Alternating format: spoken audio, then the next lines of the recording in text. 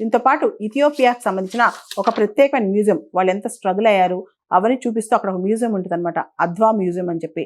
వాళ్ళ విక్టరీ ఎలా వచ్చింది, ఆ పీపుల్ అందరూ అక్కడ ప్రజలు సెల్ఫ్ డిటర్మినేషన్ కోసం అక్కడ ప్రజలు ఎలా స్ట్రగుల్ చేశారు, దానికి సంబంధించిన ఎవిడెన్సెస్ అన్ని కూడా అద్వా మ్యూజియం అని ఉంటుంది అనమాట. ఆ మ్యూజియంకి మోడీ గారు స్వయంగా వెళ్ళి అవన్నీ తెలుసుకున్నారనమాట. అంతేకాదు మన ప్రధాని మోడీ గారు ఇథియోపియా ప్రధాని అబీ అహ్మద్ ఇద్దరు కలిసి ఒక సాప్లింగ్, ఒక మొక్క కూడా ప్లాంట్ చేశారనమాట. భారతదేశం యొక్క ఏక్ పేడ్ మాకే నామ్ అని చెప్పి ఈ కాన్సెప్ట్తో అక్కడ కూడా మనం ఒక చెట్టుని అక్కడ ప్రధాని మన ప్రధాని కలిసి నాటారనమాట. వీటన్నిటితో పాటు భారతదేశానికి మంచి గుడ్ విల్ ఉంది ఆఫ్రికాలో. మనం ఎప్పుడైనా ఆఫ్రికాకి సపోర్ట్ చేసాం కానీ వాళ్ళు ఎక్స్ప్లాయిట్ చేయడానికి అస్సలు ట్రై చేయలేదన్నమాట.